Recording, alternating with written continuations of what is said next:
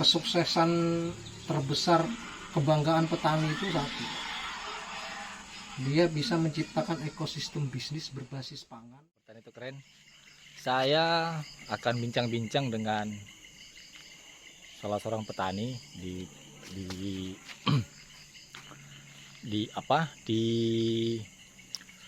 PAL 38 kilometer 38 Cilikriwut, dia di Kota Palangkaraya. Saya akan bincang-bincang dengan dia.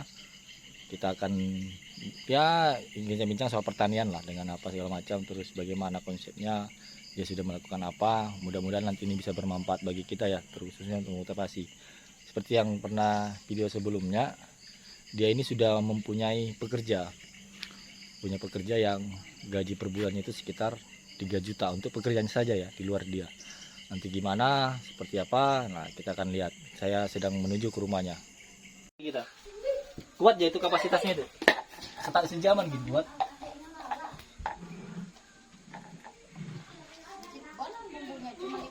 Maksudnya perlu gimana kawan ini? Enggak, kukira santai aja. Santai itu masalah ken aja lah. Nah ini kugas.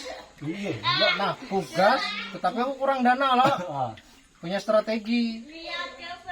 Jadi strategiku itu, dan memang kehabisan dana, lagi dalam lagi. Dan itulah yang aku bilang, petani itu sebenarnya miskin. Karena oleh apapun itu pasti termiskinkan oleh sistem, bukan tengkulaknya. Karena apa? Penyedia hulu pasti konsekuensinya itu. Nah, kalau tengkulaknya tengkulaknya segala pengepulnya itu fair kok. Tetapi oleh sistemnya gini. Kalau di horti misalkan lah, kita hari ini dapat misalkan tomat tadi 40 juta. Nanam lagi kan nggak akan dapat 40 juta. Pasti menurun. Oh iya ya. Dan kita mikirkan pusing harus nanam lagi. Walaupun kita manajemen lagi, modalnya besar, 40 juta itu hasil kotornya. Iya ya, belum modal kan? Belum modal. Hasilnya berapa? Nunggu berapa bulan? Itu aku berpikirnya ke sana. Lama. Ya kan? Nah, kayak apa aku memikir sekali menanam tapi panen terus. Salah satunya Misal lagi tuh. kristal. Nah, ini aku kan lagi dalam nih, kurang modal. Kayak apa? Nah, aku berpikirnya gini, beli 200 dulu. 200 sudah 5 juta kan? Iya. 5 juta. Bibitnya doang. Nah, bibitnya doang itu. Nah, habis itu sudah aku nggak nukar lagi jambu kristal. Jadi itu aja putar lagi lah. Itu nanti dicangkok seorang. Tapi nanti orientasiku Tolong ambilin buah yang tadi lah. Iya nanti. Oleh yang diambil mama tuh manis. apa? Oleh aku yang suruh. Apa sayang? Buah jambu. Jambu, iya ambil sana nanti. Nah, habis itu apa namanya? Karena sekali lagi aku paling sekitar perlu modal ya 7 juta lagi atau 10 juta lah. Itu yang aku perlu itu adalah lengkeng dengan alpukat. Mau bikin lagi? Bikin. Berapa tadi tuh? Sedikit ya. Nah, itu sedikit ya. Aku bagi dua, lahan yang belum tergarap, yang bekas lombok. Nah, separuh ke sini lengkeng, separuh sana alpukat. Banyak teman-teman petani, ada teman di Jalan Sanang itu, sawo sudah buah. Habis itu lengkeng sudah mulai buah, tapi kan memang tidak setiap bulan atau setiap hari buah kayak jambu kristal kan. Iya. Mereka tebang. Sayang kan, mau diganti jambu kristal. Kalau aku enggak, Pertahankan aja harusnya. pertahankan aja. Aku sistem polikultur. Iya. Tumpang sari, Selang-seling kan? selang-seling. Nah, tengahnya makanya kan ini gulutan setiap 5 gulut aku tanamin itu. Nah, orientasiku pertama yang kedua ini lengkeng sama alpukat sama Kayak pete. ketiak ada ketiak. Sudah, nanti jarak berapa bulan lagi baru jeruk. Oh iya, bertahap ya. Bertahap. Nah, jeruk. Nah, sementara itu kan sudah bisa dicangkok tuh nanti. Iya, Itu memang. nyangkok terus. Ini menghemat modal. Emang harus gitu sih. Nah, aku awal September harus nyemai pepaya California. Berarti udah mulai melakukan ya. Melakukan itu, makanya jujur kamu, kupikir juga kamu tuh harus bertarget. Nah, harus bertarget, makanya nanti endingnya 2 tahun itu kafe harus Ya, jadi berjalan. kita tahu kan Jadi Kafe. step by stepnya tahu kita bilang pencapaiannya. Kalaupun mundur kan bukan karena kita nggak punya arah, tapi karena mungkin ada sesuatu kan. Dan gagal itu ketika mundur ya biasa aja sih ya. Ini aja duit 5 juta tuh. Kenapa ada pikir dari semalam? Kan ada kayak lembaga keuangan yang kami bentuk tuh. Nah, kan lewat itu bisa ya kan. Anjir yuk. Ya tapi kan semua itu kan karena berawal dari kita mulai masuk ke situ kan karena sudah gagal, ada kegagalan di situ, ada proses di situ sebenarnya. Kalau aku bukan kegagalan sih, tapi aku mengatakan bahwa ternyata resiko bertani itu besar. Tapi memang itu tidak bisa dipahami semua petani ya. Karena pertama nggak semua orang hobi nanam seperti itu. Silakan aja. Tapi Ada yang terlalu fanatik juga memang. Ada yang terlalu fanatik. Ngapain ini? Kalau aku mikirnya logika. Nah, kaitannya dengan integrated farming, pertanian terpadu itu sapi. Nah, sapi banyak yang mengatakan ikan bisnis sapi modal 7 juta misalkan. Ikan bisa mengembalikan itu cuma 9 juta, 10 juta. Itu paling full. Udah 3 tahun bilang. 2 tahun lah ya. 2 tahun. Kemudian ya nggak bisa 100% kembali. Iya. Nah, itu semua jadi bahan-bahanku lah, tapi aku mengambil dari sudut pandang yang lain. Sudut pandang yang lain apa? Kalau itu orientasinya ke daging. Iya. Kalau aku enggak, orientasinya ke kotoran. Kenapa? Karena pupuk. Sebagian besar modal itu di pupuk. Iya, benar. Apalagi pasir, kompos kan. Nah, daging itu bonusan, tabungan, nggak usah diotak-atik itu. Ya benar, setuju. Nah, di situ polanya udah, oh iya, gitu. Udah pas itu. Memang kan ini kan sesuai yang kita diskusikan dari dulu sebenarnya kan. Dan kenapa aku ngomong gitu kan sebenarnya kan karena ngelihat lahan aku kan orang pedagang sih ya. Jadi kan pedagang itu kan orientasinya kan profit. Masalah dia prosesnya bagaimana yang penting nggak mau tahu. Ya itu yang kita atasi gitu loh. Prosesnya ini ya itu proses itu kan ada masalah-masalah itu yang kita atasi. Tapi tujuannya tetap harus untung, nggak ada urusan gitu loh.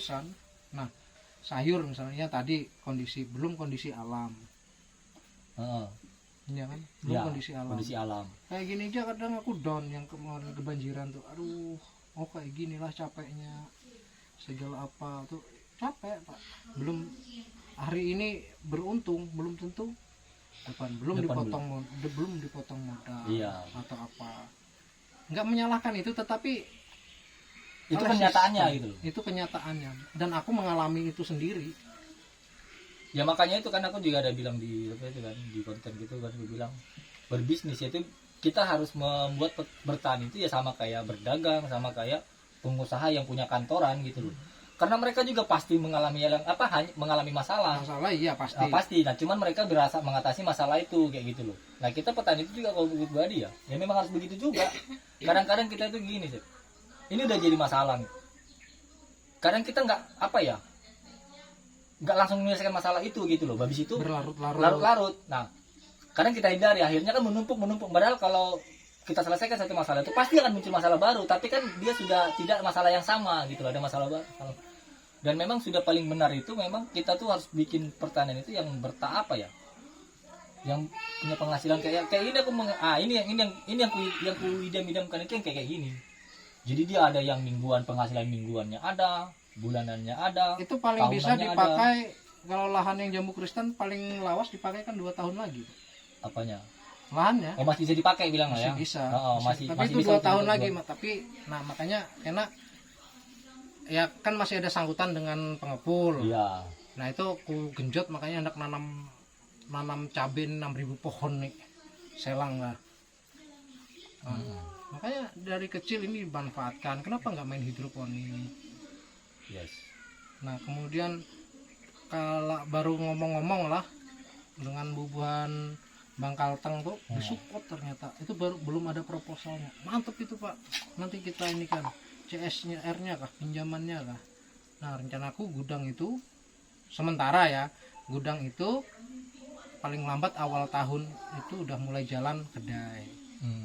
Jadi mengundang orang ke sini. Itu dulu sementara nunggu yang hutan sebelah kan ada. Masih banyak gitu Ya, itu nanti ku tebas tapi dahan-dahan besarnya. Didesain bilang. Desain alam. dahan-dahan besarnya nggak ku Ya, tebang. pohon-pohon besar itu dibiarin gitu kan, jadi Dibiarin. pelindung Nah, kan, tempat kita itu duduk untuk gitu kan. kafe terbuka outdoor. Outdoor. Di sini kurang wisata kok. Ya memang kan apa ya? 2 hektar ini yang 2 enaknya hektar punya setengah. 2 hektar setengah, punya milik kan 2 hektar setengah kan.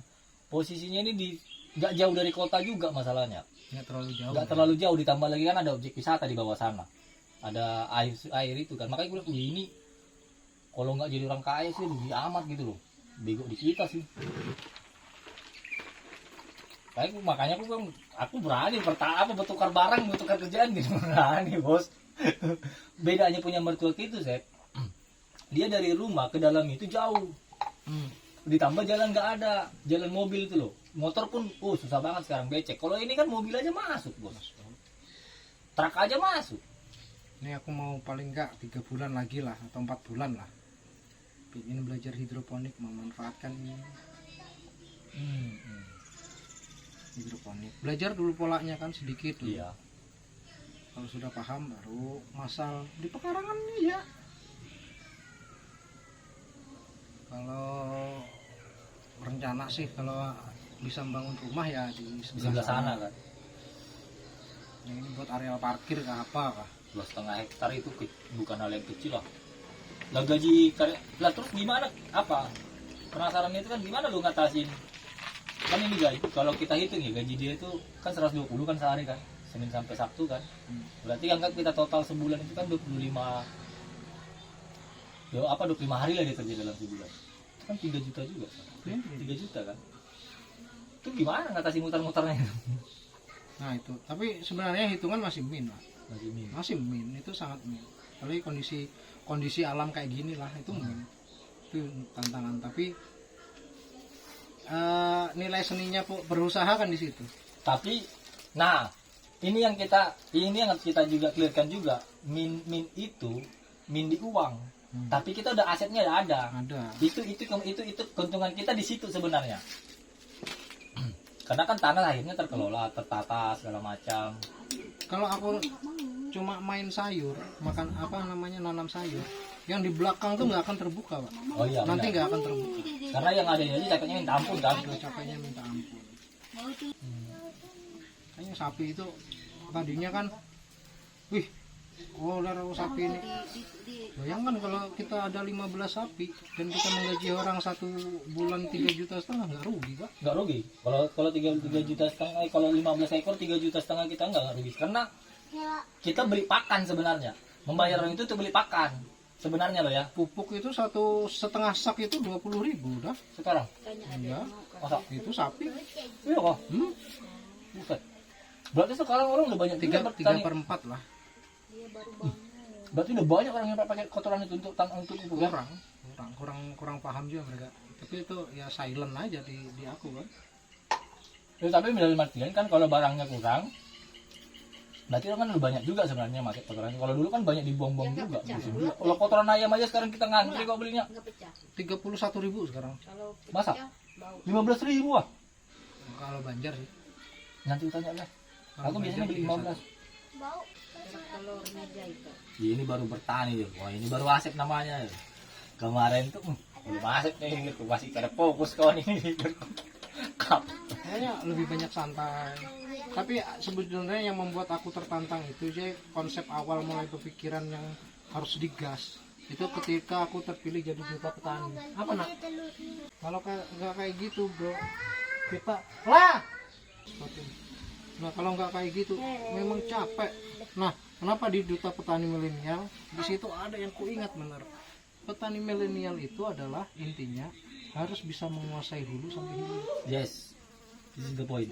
Kalau cuma penghulunya aja, kita akan stuck. Iya, memang. Nah, yang sekarang bergabung rata-rata ini kan aku kan angkatan ketiga ya duta petani milenial lah. Nah, yang angkatan kedua dan pertama itu lebih diprioritaskan ke ya ke hilir. Banyak yang karena kalau dulu kan yang namanya petani itu panca usaha tani. Yes. Nah, sekarang kan sabta usaha tani. Nah, ditambahi diselipi dua item. Nah, 2 item itu yang banyak diambil. Nah aku berarti kalau kayak gitu gimana aku harus menciptakan rule itu dari hulu sampai hilir kita yang menguasai. Nah, bentar. Kita samakan dulu. Hulu ini yang mana maksudnya? Hulu ini tanamannya segala macam gitu. Hulu tuh penyedia produk, Produknya dulu penyedia. Oke. bahan baku, sorry. Bahan baku ya, bahan baku. Nah untuk menjadi hilir, kadang petani banyak yang nggak mampu. Nah, tapi sebenarnya kayak gini sih. Nah, kan berarti kan pemahaman kita sama nih. Kadang kita akan kesulitan berpikiran hilir. Ya, Kadang kita kesulitan berpikiran hilir kalau produk kita ini nggak berlimpah. Kecenderungan kita itu kan akan kalau masih hulunya kita itu masih berkurang-kurang terus, kita akan sulit berpikir hulu sebenarnya.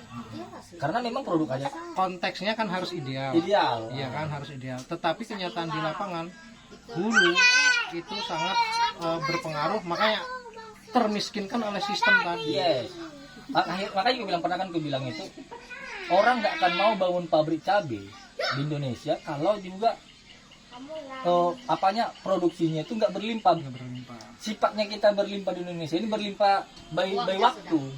Misalnya bulan 6, bulan 7 musiman gitu kan berlimpah, di saat itu berlimpah, tapi setelah itu nggak berlimpah kayak gitu loh. Makanya akhirnya harga cabai ada sampai 100.000, 120, 150 oleh tantangan alam dan segala macam gitu loh.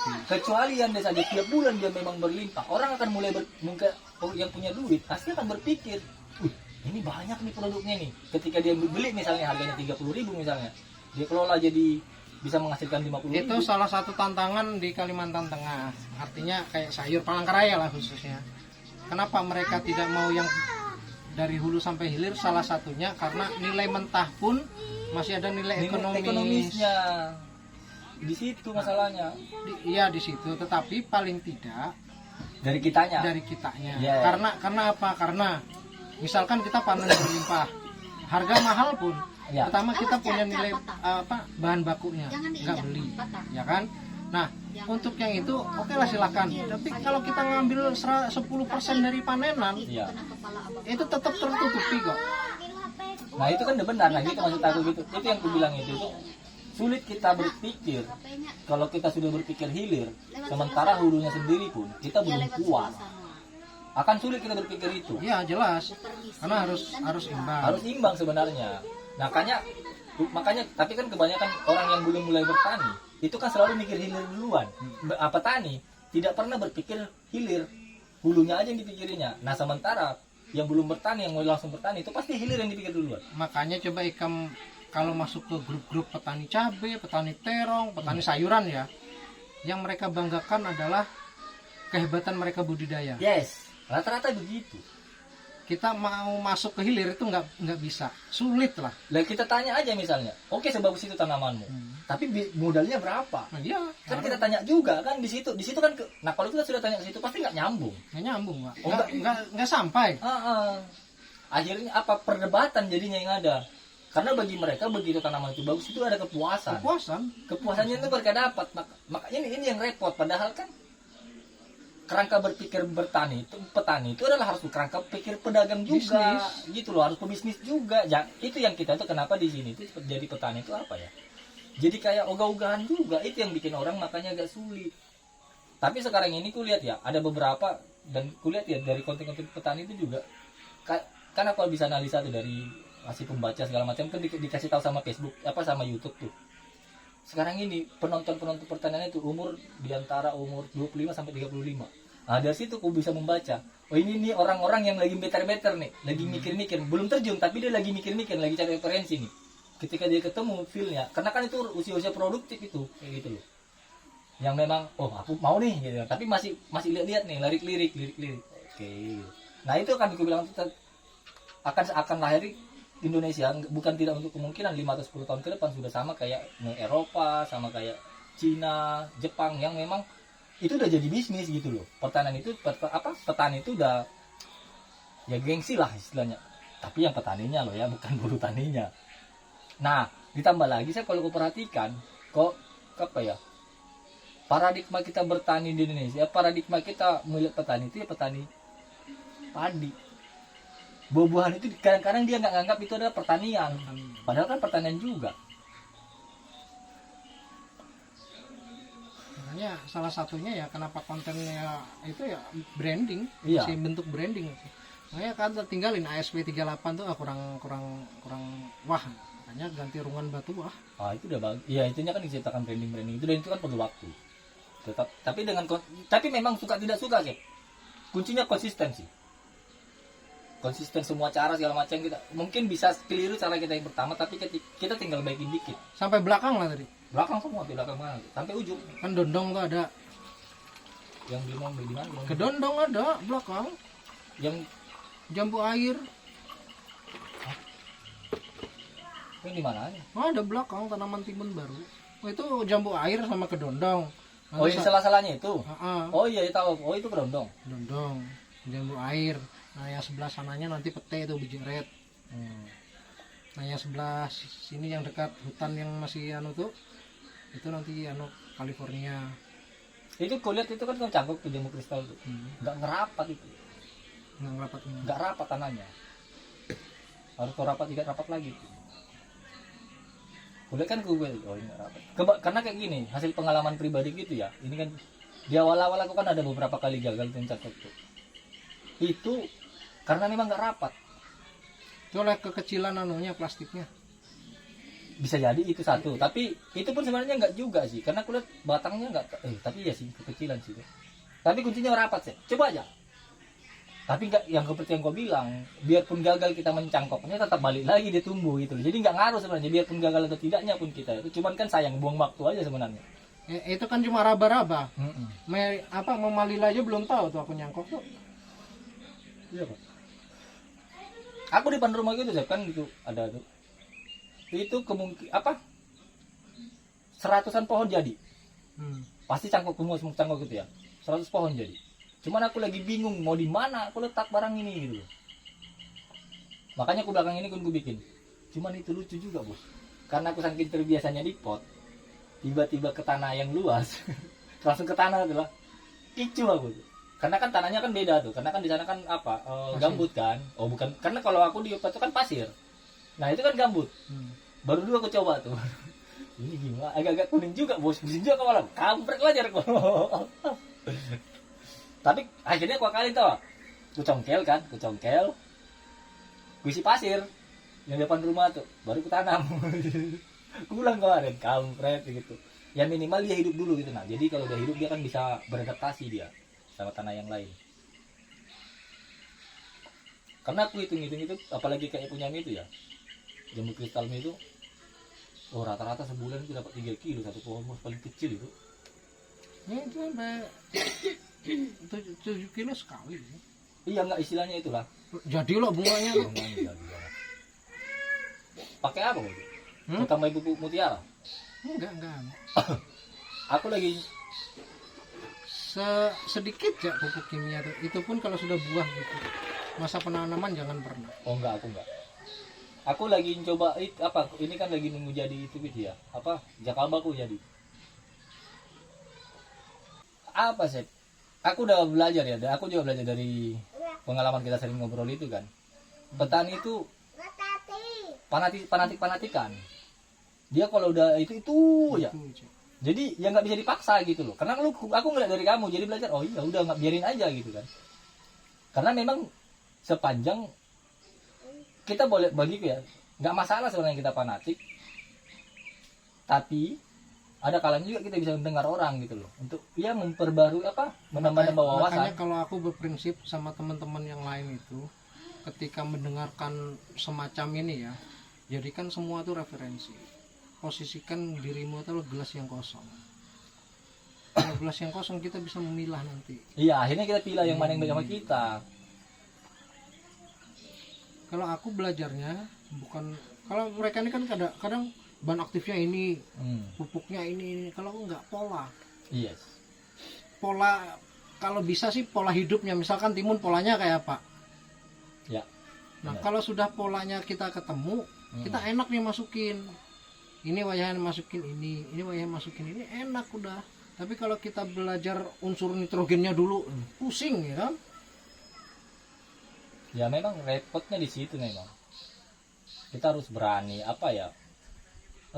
Semua kuncinya memang pola. Aku juga dari pola hidup apa aku selalu ngeliat pola sih. Polanya ini gimana nih? Gue tuh dapat polanya enak banget.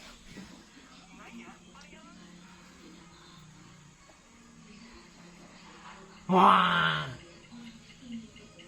Kalau nggak begitu sih ya, makanya belum sih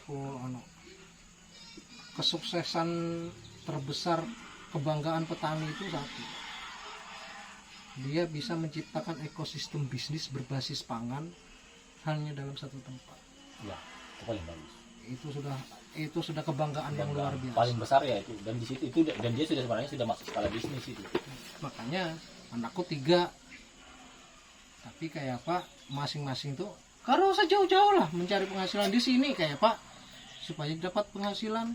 Misalkan nanti Al yang ngurus hidroponik kah, Ya. Lilanya bantuin mamanya ke kedainya kah. Ya aku nggak berpikir ke situnya malah sih. Aku berpikirnya dia itu adalah manajemennya aja. Iya, maksudnya ke situ. Ke situ kita manajemennya. kita punya kita serahkan tanggung jawab itu ke manajemennya, maksudnya Iya, pengelolaannya. pengelolaannya. Ini kamu kayak apa caranya kan itu. Ibaratnya itu kita menempatkan dia ke, kalau di kantor ibaratnya itu dia adalah direkturnya atau Direkturnya, iya. pimpinannya. Jadi ini kita tuh yang menurutku pribadi ya. Ya itu harus menjadi perusahaan kayak gitu loh.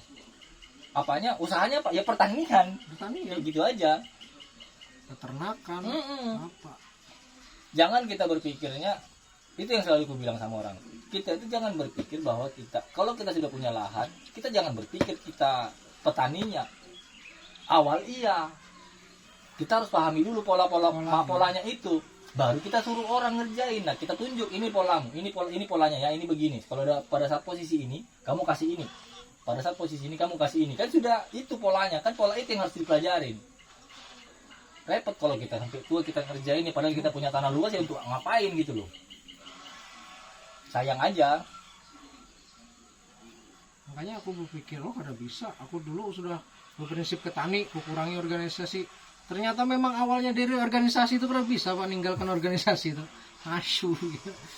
Ya harus pintar-pintar bagi waktu juga. Iya, makanya kalau toh aku bertani, ya konteks yang tadi, nah kalau aku terus bertani, mana sempat aku jalan keluar. Iya. Makanya sekarang kayak Mama lihat tuh, aku berikan kebebasan, ayo lepas silahkan, jangan mengurung diri gitu kan.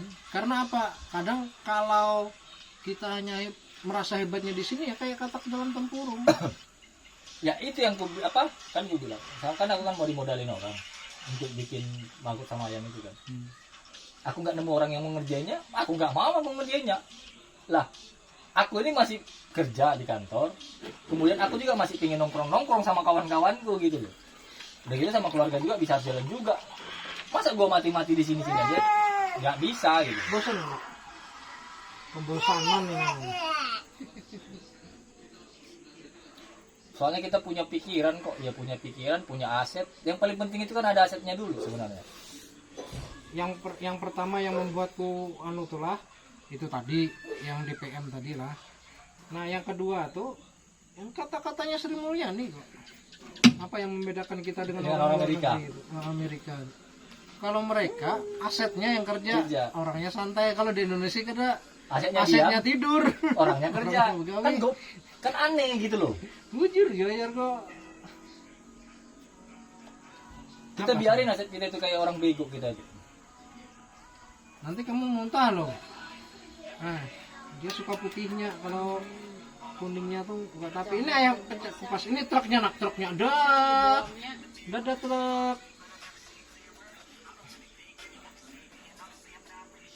Dan ini kan, ini kenapa aku sekarang juga mulai bikin konten itu pun sebenarnya tabungan juga gitu loh. Mungkin belum tentu sekarang jadi duit gitu loh. Tapi karena pertanian ini kan, ini tidak baik waktu. Dia kapan aja penontonnya pun akan berubah-ubah terus gitu loh. Iya. Orang yang mau bertani datang lagi, orang yang mau mulai bertani datang lagi. Karena kan akan selalu ada orang yang mau mulai bertani.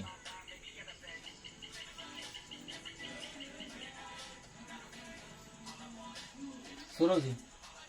Aku ngeliat dan konten-konten itu lucu-lucu, ringan-ringan aja sebenarnya, nggak perlu diberat-berat aja. Kecuali kita mulai berpikir, ini cara bikin ini begini ya, itu lain lagi.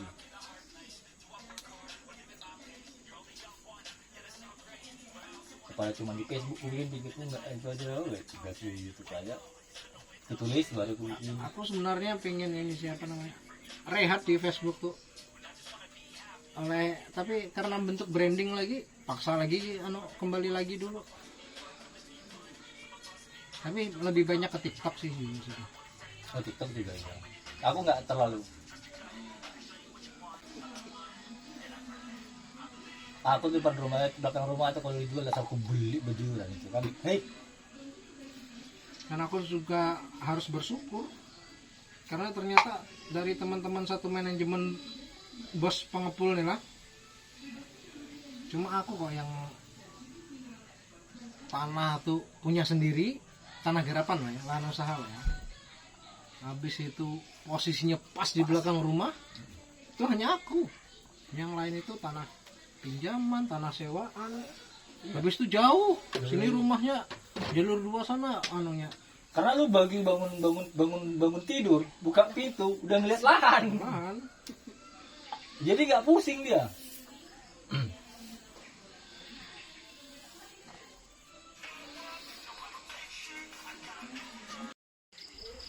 Oke teman-teman, itu tadi obrolan-obrolan saya dengan Bung Asep Eko DS bersama istri Mary, apa sih ini istrinya?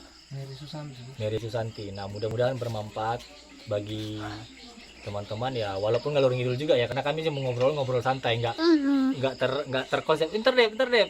Kita tutup videonya deh. Nah kita mudah-mudahan bermanfaat lah. Nah kita ini bermanfaat untuk orang-orang yang akan yang punya niat untuk bertani, mulai bertani lah paling tidak. Nanti kita mungkin di lain waktu kita akan berdiskusi secara teknis terkait nanam ini seperti apa, kita akan bikin reguler ya. Tapi saya juga kan belum tentu tiap hari datang karena jarak rumah saya ke rumah beliau ini sekitar 38 kilo, lumayan jauh. Makanya kita langsung ngobrol-ngobrol, karena saya biasa sih kesini hampir tiap bulan saya kesini, nanti baru kita satu-satu, karena beliau sudah pernah nanam itu ya, nanam sayur cabe, tomat, terong, ketimun ya, apa lagi, kacang panjang, sudah banyak. Nanti kita